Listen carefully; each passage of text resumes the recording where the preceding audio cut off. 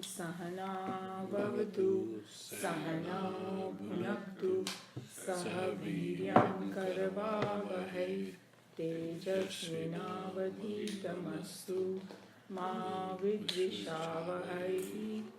Om Shanti Shanti Shanti. Gurur Brahma Gurur Vishnu Gurur Devo Maheshwara Guru Sakshat Parabrahma Tasmai Shri Gurave Namah. Om Bhurbhuvah Swaha Tatsaviturvarenyam Bhargo Devasya Dhimahi Dhiyo Yo Nah Prachodayat. Tvameva Mata Cha Pita Tvameva Bandhu Cha Sakha Tvameva Vidya Dravinam Tvameva Sarvam Mama Deva Deva Tvameva Sarvam Mama Deva Deva. Hari Om Shri Gurubhyo Namaha. Hari Om. So today we will summarize the 12 mantras. They are very, very deep, so I'm not going to go too much in detail, that you can do self-study or if you have any questions, but just kind of go through them so we know where our journey began, in the right context we will be doing. So since we are already directly going to Mandukya, we will do the Shanti Path of Mandukya. Om Bhadram Karne Vishruniyam Devaha Bhadram Pashye Makshabhedya Chatraha Stirai Range Sushtu Bhagam Sastanubhihi Vyashema Deva Hitam Yadayuhu Swastina Indro Vridashabha Swastina Pusha Vishwavedaha Swastina Staksharyo Arishtanemihi Swasino Bruhaspatir Dhadatu.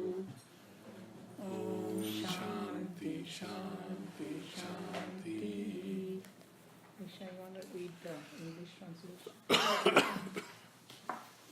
One of you start reading and I'll open the book. O ye gods, may we hear with our ears always what is auspicious.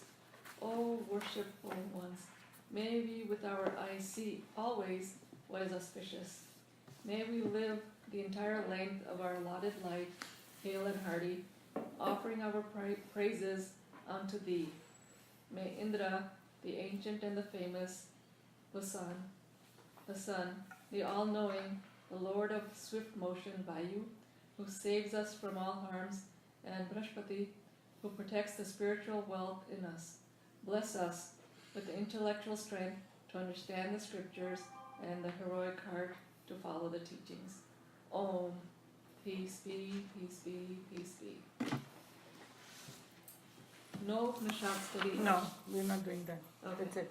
All right. The Upanishads are like the cream of Vedas, like they say, and it is the last part of all the Vedas, 4 Vedas, different Upanishads, and they believe there were 280, and out of that 108 have become more known, and out of that 11 are the one that they call it main ones that everybody studies, and out of that also 5 or 6 of them have been commented heavily by all the different people. That's what they study first, and then they go and study the other as a support, but all of them have the same message, but they take a different angle.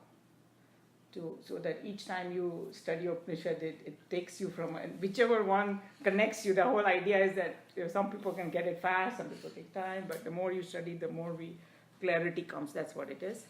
So that's the thing. And then the word Upanishad means to sit near. And to sit near, because this is a Shruti, you have to hear it from a master, because otherwise you cannot. So that's just to summarize very briefly what it is. And the Mandukya is one of the shortest one, but the most powerful one, they believe. And that at one time there's a story that Hanumanji asked Ramchandraji that if I want self-realization, what I should be doing, and he said, go study Mandukya. And then they, I think it was the Swami from Sarvapriyananji, who said that, he said, first you study Mandukya, if you don't get it, then you can study others, and then if you don't get it, then you continue, kind of. But Mandukya has a power to give you that final thing. So because there are only 12 mantras, Gaudpadji is, you've heard of, everybody has heard of Shankaracharya. He was the guru's guru, Gaudpadji, and he was like very Advaiti, like non-dualism, very, very hardcore non-dualist. So from that perspective, he's given a commentary on, and because there are only 12 verses, his commentary is really big. Glossary, they call it, karika, and there's a Sanskrit word. So he's taken main points and he's elaborated a lot to hammer it down in us. And then it's divided into 4 chapters. We already did, the first one has the main 12 mantras, which we already finished, kind of. Next one was, what was it? If there are only 12 mantras, how come we have done? 12 mantras of the Mandukya Upanishad. Yeah, we already finished that in the first chapter. See, that's why sometimes you have to do it so many times to kind of get the grasp of it. And I'm going to go through those 12. And I know you misplaced your book, but it's there. No, she's using this book. Yeah, in this also there are 12 mantras. I'm saying she's using this book. I'm using Manju's book anyway. Okay. So, what was I saying? Yeah, the 12 mantras. So he opened it up in the first chapter. And the second chapter was about Vaiktatya, they call it, meaning the world is like a dream. He proved that. Because everybody knows dream is a dream. But we always think world is real. So he brought all kind of arguments and with the very fine points, and he made us believe that what we see in the world is also a dream. So that was that whole chapter. And the next one we are on it. Third one. The first one he talked about all the 3 states, the waking, the dream, and the deep. So there were the main 12 mantras are in the first chapter. Okay, so he opened up those. You're right. And the second chapter was the one Vaiktatya. So that was the one which is like he's proving that this world is explanation. Yeah, because that is our main problem, right? If somebody just tells us, hey, this world is a dream, तो हम सुन लेंगे, कहीं थोड़ा सा मान भी लेंगे, but we don't believe it. We still, oh my God, I still have so many problems every day. That's why. And then the next one that we are doing, third chapter, is Advaita. So he's going to say now that how the non-dualism, and then the fourth one when we come to it. So that's the it's very general thing, and I'm just going to review the 12 mantras, the main mantras. So let's see. इसीलिए जगत को मिथ्या नाम भी दिया है ना. Yeah. मिथ्या means जो दिखता है पर है नहीं. Yes. So mithya is basically, the definition is that they say sat and asat and mithya. So sat is something which is there in all 3 periods of time. It never changes. Asat is something which is never there. Mithya is something that comes in existence for a little bit. Yeah, and it's not actually. It comes in, so we experience it, but it doesn't last. So there's a big difference between totally asat and mithya. Because mithya, you cannot deny it completely. See what I'm saying? So everybody has to have that clarity that mithya is just a temporary existence. And so because it's temporary, we should not get attached to it. That's the whole philosophy behind it. But ours is ulta. We come to this time, we forget about the one which is like sat, and we keep getting involved more, and we get so attached and we get so upset, and if something comes to us or leaves us, but like, when our kids at Chinmaya Mission, you guys missed it, they did the annual program, and there is one saying by Chinmayananji that the change is the changeless law of the world. For this, change is changeless law. Means anything that is in this world is going to change. So if we remember that, then we won't get upset. That's what it is. But we always keep forgetting. No, but you're defining a change is the changeless. It's total opposite. No, change is a changeless law. Means वो law इतना changeless है कि वो change होगा ही Law होगा. the change होगी नहीं. The consciousness doesn't change. I would interpret it that way. No. Then It's not about consciousness. Mithya. It's a very tricky language. Yeah. Change is the changeless law of the world. This world that we live in. Just write it down and think about it. then we can discuss it next time. See, the law of the world is that everything changes. Yeah. And it is changeless. The law cannot change. That's So what it means. changeless is towards the law, He got not it. the world. So it will come. It's very tricky language, but it has a meaning. It's like in we it. grow old every second. So we are changing. We don't realize. So that's the way it Okay, so the first verse, Yera. Now everybody has a different book, so I don't know how I'm going to do this. And I think me and Nina ji has the same. On my book, it is page 22. I will try. Because it's all over. These things are all over. There is this chart later on you can study. Yeah. This is the first verse of the Mandukya Upanishad. Okay. I'm not going to go. I'm just going to tell you the Which meaning. page is it? In which book? you have? Nisha. Nisha's book. It is 4. Page 4. Page 4. No, you guys are. Where are you? Om Bhadram करने आ गया. अच्छा. Page 4. हाँ ये है ना 2. Go to 4. Yeah, this one. So, what they have done in this Upanishad is they are defining what Brahman is, and so basically we all in this class, because everybody has their own journey, they kind of know. So he's saying that Hari Om, Om the word is all this. Om is a symbol of that Brahman. Now when I say symbol, that when you say what is a symbol of America, what do we say? Flag. Flag. So just think of it that way. It's a symbol. So when we see Om, we should know it is Brahman. So now what is Brahman? Everybody knows. So he's saying that Om is one which is past, present, future, everything is Om. Because if you're talking about the symbol of the Brahman is past, present, and future, that which is beyond the 3 period of time is also indeed Om, is saying. Because Brahman is also beyond. So that's the first verse. So this is just a very brief thing. Huh? And the second verse says, What page are you now I am on page 26. 26. The second chapter? Second verse. Second verse is, Yeah. in your book it will be 9. Okay. So the second verse says, all this is verily Brahman, this Atma is Brahman.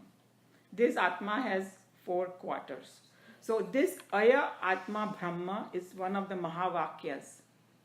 And we had done way back then, we did the 4 Mahavakyas. Each Mahavakya comes from one Veda. And this it comes from Atharva Veda.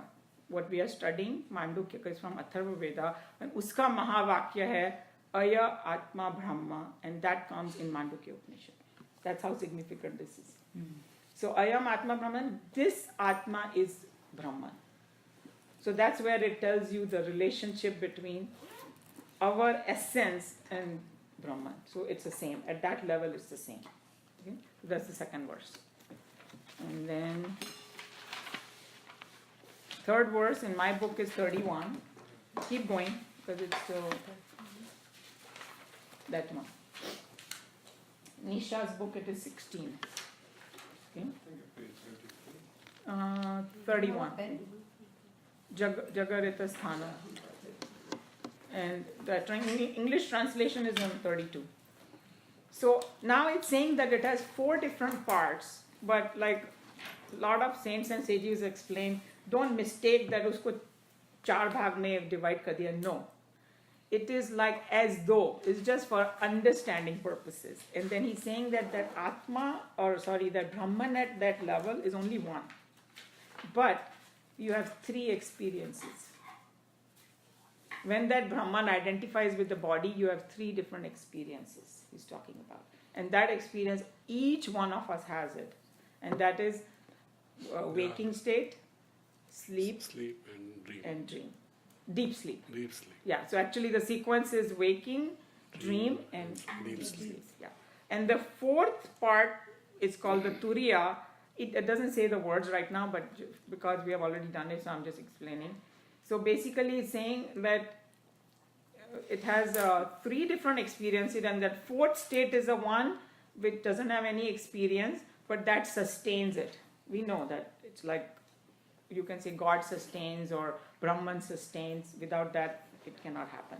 And then we have done many times in this class the snake and the rope. Sorry, right?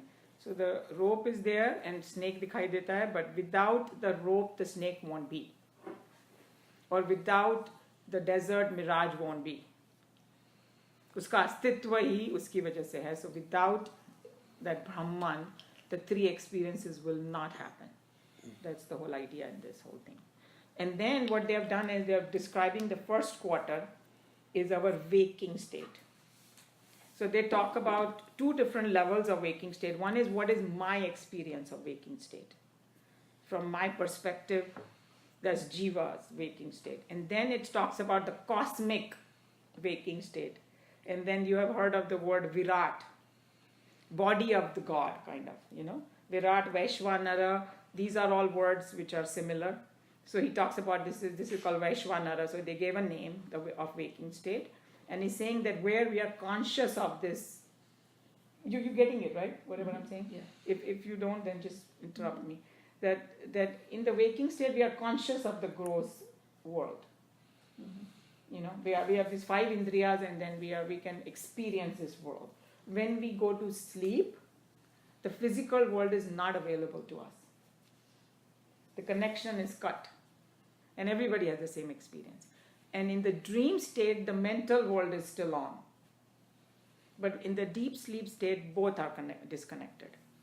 So we are deep sleep. We do not have the access to mind. We don't. That's why you feel peaceful. There's kitna bhi agitation kyun na ho, but everybody's sleep experience is identical. Whether you are a bhikari on this road sleeping, or a beggar, or you are a king. When he's deep sleep, their experience is the same. What about the animal? Yeah, animals also. Deep sleep is just the same of all of us. And that actually refreshes all of us. Yes. We get fresh. Yeah, because you have no agitations. That's the one. Yeah, if the mind is always working, then we'll go mad, I think. Yeah. So it's you only need 20 minutes of deep sleep to become refreshed. how powerful it is. That's what he's telling you. Yes.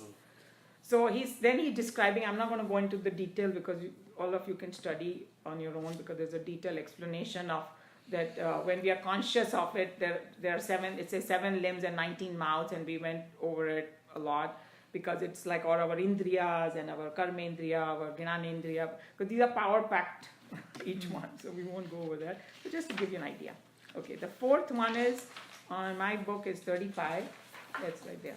Tell them the page number. 23. So now it's talking about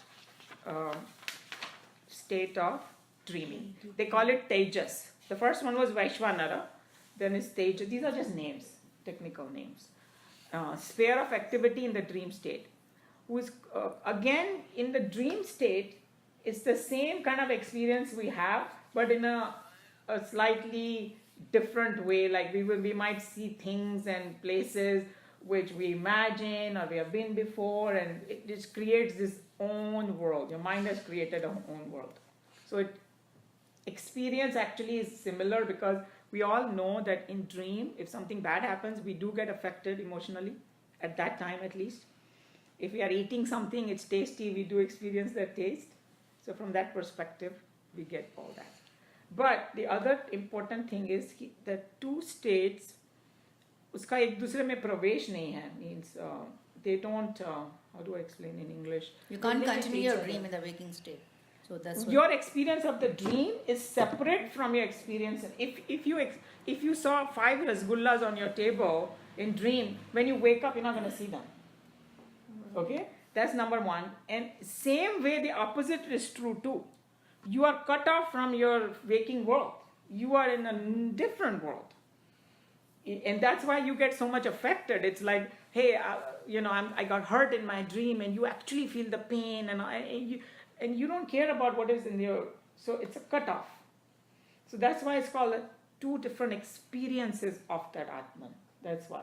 And in the deep sleep, you experience nothingness, because there's nothing to experience. It's something. The analogy is given that the light is there. In that light, I'm seeing all these objects. What if I remove all these objects? There's nothing to see. That's it. But that Brahman is still there illuminating it. You have to just understand it's not like a prakash of or illumination of the sun, illumination of the Atma is there. It's sustaining it. That's why when we get up, we are still alive and everything continues, So something like that, you can understand that.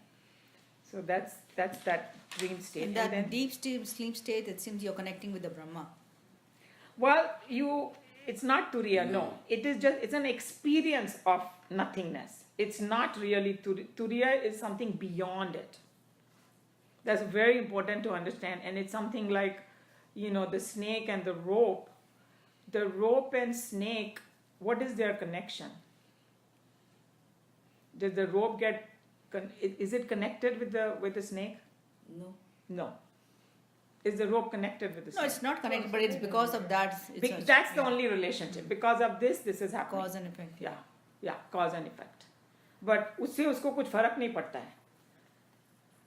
है. That's what it is. That's why we have that whole पूर्णमद पूर्णमिदम कि वो पूर्ण है, उसमें से ये आया और उसमें मर्ज हो गया, इसको कुछ फर्क नहीं पड़ा. So if you take the rope and the snake analogy, same thing happens. Rope stays exactly the same, and each one may see a different kind of snake depending on my own mind. If I've been bitten before or if I've seen the snake before, it'll look like that only. So that's why our own mind becomes a powerful tricks. Okay. So where were we? 5, right? 5. Yeah. So 5 it says that no, wait. 4, did we do that 4? No, Yeah. 4. We didn't do 4. We just did 4. Yeah, we did that. You're right.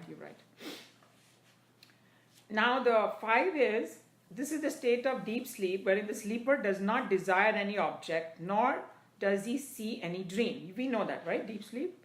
So 3rd is called prajna. That's the name they give, sphere of deep sleep, in whom all experiences become unified and undifferentiated. It's homogeneous mass of consciousness. That's how they describe. Full of bliss. That's why we feel bliss.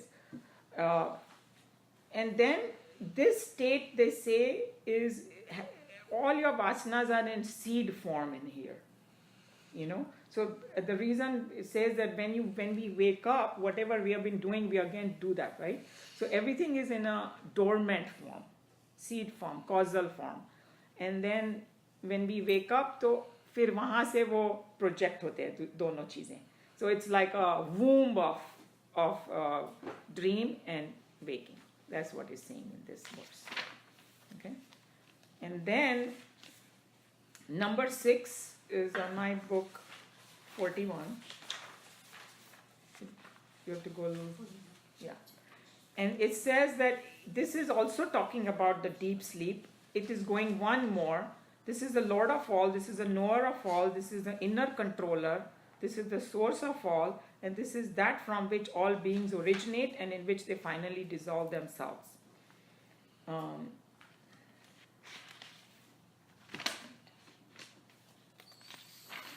how this is related to deep sleep?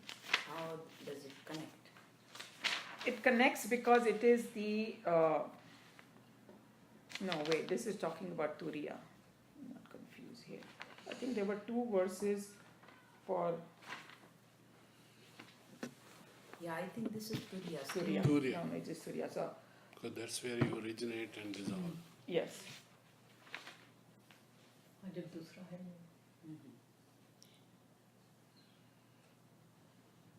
First part. Yes. No, wait, let me just make sure, because there is one. बीच में कारिका आ गई ना, तो थोड़ा सा ये हुआ. Because this is saying that this is the Let me Lord go of to the all. next This is mantra the and that Lord will of all. clarify it. The one we're looking at is the Isha Sarveshwara. This is 6th one. One second. I'm trying to see. Here is a Mandukya Upanishad of 6. Okay. 7th talks about Turiya. Okay? So I don't want to get confused. 7th talks about Turiya. Yes. So 6th actually is talking about the sleep only, and I'll tell you why. Because I had to make sure, because I don't want to get confused you guys and get myself confused. So we are on the 6th mantra. And you guys are asking why it is said that it's source of all, because it is in seed form. Everything is in that causal body form. Causal means uska karan sharir they call it. Wahan se sab kuch bahar aaya. Okay, that's why they are saying that. Source of all, and this is because जब हम लोग deep sleep में जाते हैं तो as though everything merges there, and from there the dream and because it's in seed form, it comes out from there. That's where the whole connotation is. So that's number 6. 7 is going to talk about Turiya. So now when it talks about Turiya, I think a lot of Swamis, they explain that something which is beyond our 5 senses now. Okay, how do you describe that? So they start with what it is not. Because बोलते हैं ना संस्कृत में नेति नेति, you have heard of that. ये भी नहीं है, ये भी नहीं है, ये भी नहीं है, ये भी नहीं है. So okay, you want to go on verse 7 mantra of the Mandukya 61, and it comes after a long thing because बीच में कारिका आ गई. 61. Mine is 61. I mean, your book, I don't know, it will be difficult. Initial. Yera. Perfect. Look at You know what? Maybe you guys should mark these. Which page? Which page is it, Nisha? 50, 53. 53. So remember, we are doing the straight mantras from the Mandukya now. Okay? So this is number 7. There are 12 mantras. 60, 53, sorry. And in आपके और मेरे book में 61. Nantam Pragyam. So now it's talking about Turiya. So Turiya is that Brahman, and we all know that it is Sat Chit Anand, it's beyond the 5 senses. So it's going with the negation, कि क्या नहीं है वो. Okay? So then I'll just read the English translation. It is not that which is conscious of the internal subjective world, nor that which is conscious of the external world. So it's not waking state, it's not dream state, nor which is conscious, nor that which is conscious of both, nor that. So हर एक को वो मना करता जा रहा है. So now some of the Swami said, okay, जब नेति नेति कर रहा है तो है क्या? So then it goes in the positive language. Then it says, it is unseen by the sense organs, beyond empirical means beyond experience, or beyond dealings. We cannot deal with it. उससे हम कोई transaction नहीं कर सकते. Incomprehensible. वो उसको हम अपनी मन बुद्धि और किसी समझ नहीं सकते. Incomprehensible by mind. Uninferable. We cannot infer it कि भाई ऐसा दिखता है वैसा दिखता है. We cannot suit that. Unthinkable. We cannot think about it. Indescribable.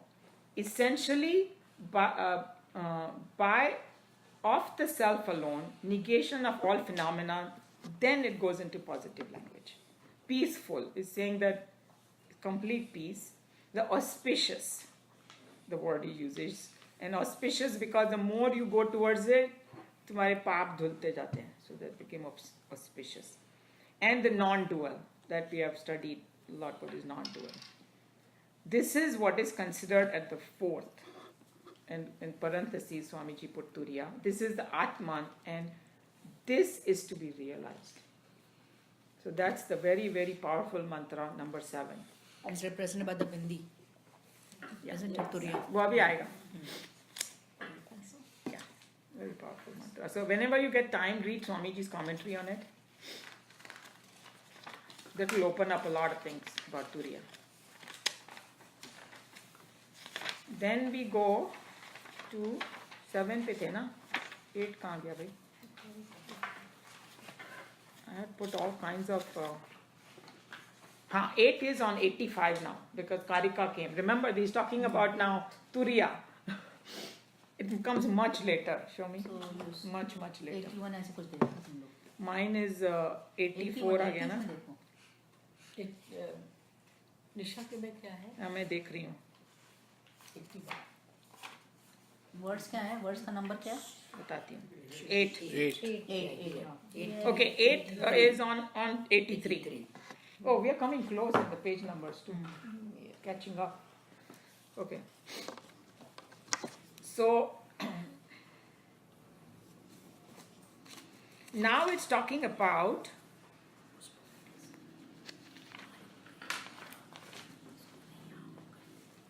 the same Atman or the same Brahman is again Om from the point of view of syllable. So this is how you guys are okay with it? Verse 8. He's talking about meditational practice now. Okay, हमको सारा मालूम पड़ गया, अब क्या? So he's saying that Mandukya has created a very powerful way to realize now that Brahman. So we are in human form. We cannot एक बार तो बोल दिया unthinkable, beyond senses. फिर हमको catch कैसे करेंगे भाई? So वो practice बताइए. So what they did, तो उन्होंने बोला कि उन्होंने एक symbol बनाया है और उस symbol का significance अभी बता रहे हैं. We all know Om symbol. Luckily we are from India, we know what it is. So he's saying that from the point of view of the syllable, the Om has how many parts? 4 parts. Okay, and it also, each part stands for one letter of alphabets. And there are 4 letters or quarters, A, U, and M. And you know, Sarvapriyananji explained, he says not Ma, don't call it Ma, it's M. शांत Yeah, exactly, आपको already मालूम है. So फिर उन्होंने बताया कि स्वामी जी ने काफ़ी ओपन अप किया है कि वो बड़ा साइंटिफिकली है. A is the first letter of every language. So that's why it's first quarter, waking world, you know. Those kind of things are in there. So first one talks about A, which is like waking world, and then comes verse 9. That's where we'll talk about waking world. That is comes right next to it. You saw that? Verse 9? Yeah, that's the one. In my book it's 87, and in Nisha's book it's 84. This is the 9th verse of Mandukya. It's saying that A is a waking state representation. It's all pervasive and it's being the first, and one who knows thus surely attains the fulfillment of all his desires and become the first of all, foremost among all. Basically what I think the Sarvapriyananji gave the best explanation. He's saying when we are chanting Om, when you're saying Om, so shuru mein A jab bol rahe ho, bring the entire waking state in your consciousness and say this is waking state. And then dissolve it. That's how he says that. जैसे ओ में हम ओम बोल रहे हैं ना तो उसको dissolve कर दो. कि ये सब है but now it's dissolved into the where? Deep sleep. No. Swapna. Sapna. Second swapna आता है ना? Yeah. Okay, so let's go to the next one now. The 10th verse. In my book it's 90. In Nisha's book it's 89. So obviously we are going with the symbol Om. So now it's talking about the dream state. Dream state. So it's Tejas. That's the name it gave. So it said, he who is Tejas having for the sphere of activity or dream state and all that. It goes into detail. I'm not going to go here in detail. You guys can read on your own. Basically, U is represented by this dream state. And somebody was saying that it is so scientific. कि बोलो ना तो joke जाग जाते हैं लोग, right? And ऐसा बोला तो थोड़ा narrow हो जाता है. It's like as though you're going in a. So from that perspective, it's scientific too. Right. So then he's saying that time you think about all your dream state and all that, and then they're not talking only about individual here also. Huh? Remember, it's Vaishwanara and it is like Hiranyagarbha, means entire cosmos. So जब हम सोचे तो हमको entire cosmos को भी dissolve करना है यहाँ पे, not just my own.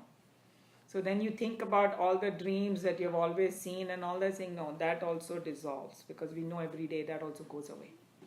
So then that's the practice. You dissolve that also. And then verse 11 is the deep sleep, prajna. My book, it is 92. It comes immediately. Next page. Next page only.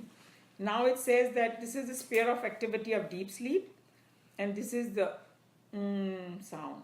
So जब हम लोग बोलते हैं तो वो एकदम vibration जैसा होता है यहाँ पे, and then वो in the becoming quiet it helps us. when we are doing that. Because again, you're dissolving the sound also, basically. Yes, you're dissolving this. Exactly, you're right. So then you think about that deep sleep state, and they say, उसके बाद कुछ भी नहीं, एकदम silence. So this 3 dissolution you should be practicing, and so that gives details of that. I'm not going to go into that, but that's what it talks about in verse 11. And then the final verse 12. is here. In my book, it's 98. 99. And In आपको ours, मिल गया वो? 99.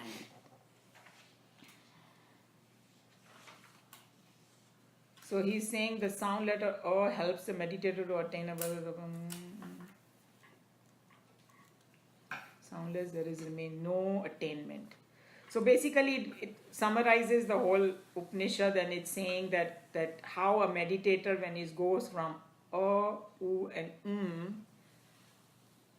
he completely, in the end, when he reaches the soundless part, then there is no attainment, and iti Mandukya Upanishad samapt. But in these 12 verses, the entire Vedanta is there. That's what he's talking about. Okay, and then now we all know that what is the most powerful part of Om chanting. What do you guys think after this? What we studied? About the. Exactly. जब वो silence आता है ना बीच में, That's the most powerful. वो सबसे ज़्यादा powerful है. उसको जितना जितना बढ़ाते जाओ, उसमें जितना जितना शांत हो जाए, उतना उतना progress होएगा. So whenever we are practicing, we should think of dissolution and then quietness. That's the whole practice. So I hope that helped the 12 mantras. And now the reason he did the karika, because it's very easy to say, हाँ मुझे सब कुछ समझ में आ गया, पर हम लोग को खोपड़ी में अभी बहुत कुछ बाकी है. That's why he has to do all this.